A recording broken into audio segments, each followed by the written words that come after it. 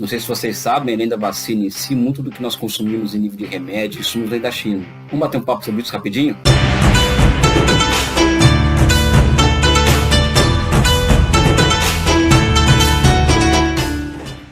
Olá pessoal, meu nome é Elias Jabura, sou professor de Economia da Universidade do Estado do Rio de Janeiro. Sou amarradão em tudo que envolve a China desde muito jovem. Isso significa também que eu sou tão velho assim, né? Uns 20, 25 anos que sou envolvido com essa coisa da China, e eu quero bater um papo sobre a vacina chinesa, a polêmica vacina chinesa. Então, a China foi o primeiro país a ser atacado pela pandemia, literalmente, né? Foi de lá que saiu essa praga, vamos dizer assim. E o governo chinês tomou várias medidas para poder enfrentar esse ocaso, né? Por exemplo, uma dessas medidas foi a de lançar suas empresas do setor farmacêutico para uma corrida atrás da vacina. A China tem uma tradição, por exemplo, de que os seus setores econômicos, né? Setor, por exemplo, automobilístico, siderúrgico, de aviação civil, todos esses setores, os setores estratégicos, eles são controlados pelo Estado. E no setor de farmacêutico também é a mesma situação, né? Não tem somente uma grande empresa. Lá são 4, né? Lembrar o nome aqui: Sinovac, CanSino Biologics e a Sinopharma. E quando eu falo empresa, é um nome meio que genérico, porque são conglomerados, né? Ou seja, na China, por exemplo, o Estado chinês controla 96 grandes conglomerados empresariais estatais que atuam nos setores estratégicos da economia chinesa.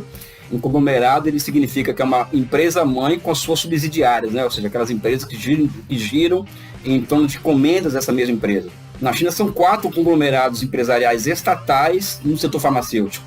E o governo chinês lança o desafio de ver quem vai ser a primeira das 4 a chegar na fase 3. A fase 3 é aquela fase em que, por exemplo, ou vai ou não vai. As 4 empresas chegaram, né? São empresas assim de grande porte. Vamos pegar, por exemplo, aqui a Sinovac, por exemplo, é uma empresa, para vocês terem uma ideia, tão importante que ela tem 150 mil funcionários que trabalham diretamente na produção, ou seja, é uma empresa formada por 150 mil cientistas, vamos dizer assim, espalhado em 1.500 subsidiárias dentro da China e pelo mundo, ou seja, é uma grande empresa que, inclusive, para vocês terem uma ideia, que falta que fazer esse tipo de arranjo no Brasil, é uma empresa que tem ações na Nasdaq, por exemplo. Então o governo chinês ele tem essa característica de formar esses conglomerados em setores-chave da economia, e eles elegeram o setor farmacêutico como o setor-chave da economia, e a Sinovac é uma empresa, por exemplo, que é tão grande que tem ações na Nasdaq, ou seja, é top de linha, né? Pois bem, ao lado disso, por exemplo, o governo chinês ele se coloca no desafio de transformar a sua vacina em um bem público mundial, né? Então tem aquela coisa toda do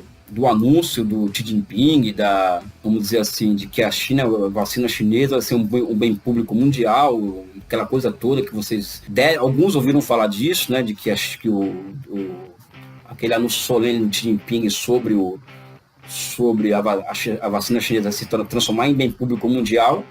E o interessante é o seguinte: primeiro, as empresas conseguiram chegar na fase 3, tá? E vários países fizeram contrato com essas empresas, inclusive o Brasil fez. O que é interessante nessa história? Além de vacinar um Uruguai por dia, ou seja, a China vacina 3 milhões de pessoas por dia. Ela exportou 150 milhões de doses até agora. Em comparação com os Estados Unidos, que não exportou para ninguém, muito pelo contrário, está fazendo estoque de vacina. A Inglaterra também não está fazendo isso. A China não somente está exportando vacina, como está em um arranjo, uma combinação com Cuba, doando, né, e vacinando nos 39 países mais pobres do mundo. Ou seja, isso não é qualquer coisa. Além deles serem os primeiros a chegarem lá, eles são os que mais exportam, né, e também fazem papel que eu chamaria de internacionalista, junto com Cuba, por exemplo, fazer acontecer nessa história de doação para os 39 países mais pobres. Uma história muito interessante essa. No outro vídeo a gente pode até falar sobre isso. Algo que eu acho que é interessante, que envolve isso e que toca diretamente para nós aqui, é o papel da ciência nessa história, né? Porque eu tenho um economista que eu gosto muito, apesar de ser um economista liberal. Eu sou uma pessoa que eu não tenho preconceito com absolutamente nada, né? Tem um economista que foi prêmio Nobel, o Paul Romer, e ele dizia o seguinte, que as grandes soluções para a economia são aquelas que envolvem colocar pessoas para trabalhar no processo de inovação tecnológica. Ou seja, se vocês não sabem, outra coisa que é interessante, inovação tecnológica, de cada 10 projetos que se investe, 9 dão errado no geral. E, aliás, na maioria das vezes são 10 casos, os 10 dão errados. E o Paul Romer diz o seguinte: tem que se colocar pessoas para trabalhar nesses setores, né, de alta tecnologia, para gerar inovação tecnológica, né? Ou seja, o que significa para a loucura do Paulo Guedes, né, que é jogar dinheiro fora, entre aspas, para poder fazer inovação tecnológica. Então a China é um país, e a vacina tem provado muito isso, né, em que ela se colocou na linha de frente desse tipo de processo, de jogar dinheiro em inovação tecnológica. Muitas dessas inovações não vão dar certo, elas não vão prosperar, tá? Só que outras vão dar certo, vão fazer muito bem para si, para a humanidade. O caso da vacina é um caso muito clássico em relação, vamos dizer assim, a isso, né? Por exemplo, as vacinas chinesas para casos de morte, por exemplo, protege 100%. Para outros casos, por exemplo, para pessoas que podem ser hospitalizadas por conta do coronavírus, ela tem uma média de 70% de eficácia, né? Mas, no geral, são vacinas de alto crédito, vamos dizer assim, ou seja, não é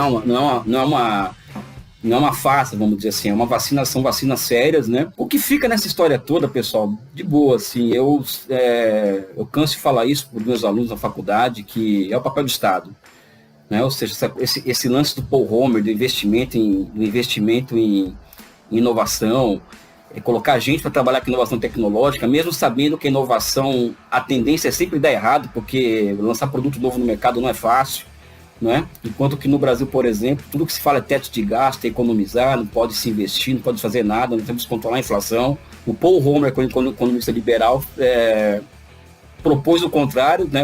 Ganhou até um prêmio Nobel em relação a isso. A China é um país hoje completamente voltado para esse fim, ou seja, eu costumo dizer que a China é um país que ele é governado pela ciência, um caso interessantíssimo de uma sociedade que é amplamente guiada pela ciência. O lance da vacina, ou seja, o fato de ter 36 vacinas sendo produzidas no mundo, das 5 ou 6 primeiras, 4 são chinesas, diz muito sobre esse país, né? Então eu acho que nós temos muito que aprender com a China nessa história toda, envolve inovação tecnológica, políticas industriais, grandes investimentos, né? Ou seja, geralmente investimentos de longo prazo. Aqui no Brasil estão acabando com o BNDES, tá? Que ninguém saiba, não estão acabando com o BNDES, enquanto que na China investimentos de longo prazo é a norma, né? E o resultado é isso. Chegou um momento de fronteira da humanidade, um momento de fronteira do próprio país, e a China consegue dar uma resposta muito rápida a isso daí. Não somente eles conseguiram fazer o lockdown de 2 a 3 meses, colocarem a vida das pessoas na frente da economia. Então a China é o primeiro país que entra na pandemia, o primeiro a sair por uma ação efetiva do Estado, ou seja, Wuhan, por exemplo, é uma cidade que eu conheço, que é no centro-oeste chinês, ela foi fechada por 2 meses e poucos, né, quase 3 meses, foi reaberta e a China voltou a crescer rapidamente, ou seja, lá não caiu nessa história de ouvido ou economia, não é? Como falsamente aqui no Brasil se colocou essa dicotomia. Então, vou ficar por aqui, né? Eu acho que é um papo que pode render, né? E um forte abraço para vocês, um beijo no coração e voltamos a nos ver. Até mais. Se você virar virar um jacaré, é problema de você, pô. De boa, assim, eu não tenho preconceito com absolutamente nada, né? Eu não vou tomar. Lá na frente, porque todo mundo tomar, se eu resolver tomar, eu tomarei. É ou vai ou não vai.